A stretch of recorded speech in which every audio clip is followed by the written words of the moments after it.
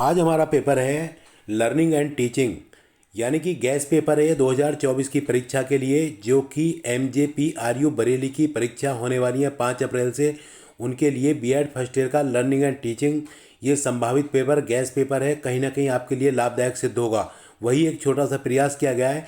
ये जो पेपर है आपका 3 घंटे का होता है और मैक्सिमम जो मार्क्स होते हैं 80 होते हैं। तो देखो इसमें क्या होता है, निर्देशानुसार सभी खंडों के उत्तर दीजिए। इसमें 2 खंड आते हैं। खंड ए यानी कि सेक्शन ए। सेक्शन ए में लॉन्ग आंसर टाइप क्वेश्चंस होते हैं, दीर्घ उत्तरीय प्रश्न बोलते हैं जिनको।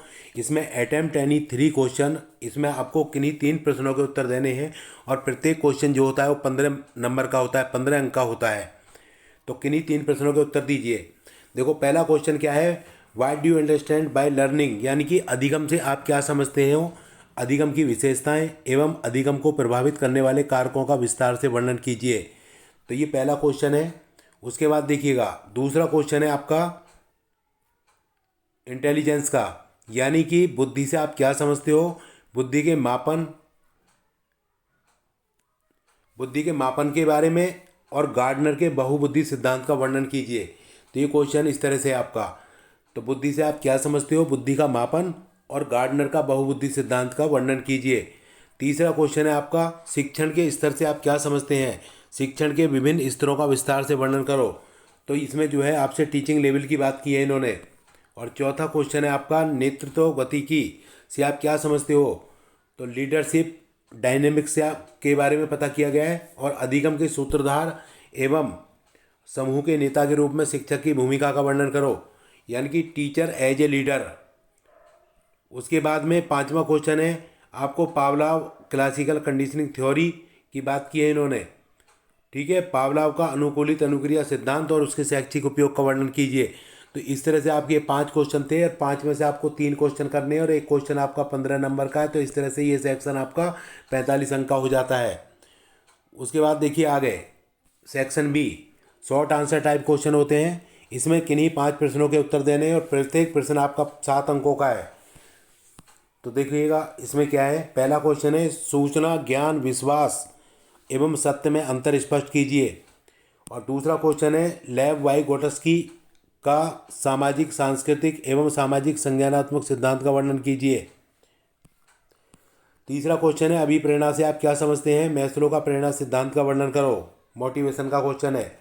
और आगे क्वेश्चन है आपका right short notes on any two, किन्हीं 2 पर टिप्पणी देनी है, इंडिविजुअल डिफरेंस, लर्निंग स्टाइल और माइक्रो टीचिंग। तो किन्हीं 2 पर आपको इसमें टिप्पणी देनी है। उसके बाद 5वां क्वेश्चन है फ्रायड का मनोविश्लेषण सिद्धांत का वर्णन करो, साइको एनालिटिकल थ्योरी की बात की है, फ्रायड का जो साइको एनालिटिकल थ्योरी है। उसके बाद छठा क्वेश्चन है आपका गोलमैन का सामवेगिक बुद्धि सिद्धांत का वर्णन करो। और आपका 7वां क्वेश्चन है कि किन्हीं 2 पर टिप्पणी देनी है, क्रिएटिविटी पर, पर्सनैलिटी पर या जो है कोऑपरेटिव लर्निंग पर। तो ये 3 में से किन्हीं 2 पर आपको टिप्पणी देनी है। तो इस तरह से ये 7 क्वेश्चन है। तो मैं आपको एक बात कहूँगा, देखिए जो सेक्शन है उसमें जो है आपको 3 लॉन्ग क्वेश्चन आएंगे और प्रत्येक क्वेश्चन 15 अंक का है। तो इस तरह से 45 अंक। और सेक्शन बी में आपको 5 क्वेश्चन करने हैं और प्रत्येक क्वेश्चन 7 अंक का है। तो इस तरह से आपका 35 अंक और ये कुल मिला के हो गया आपका 80।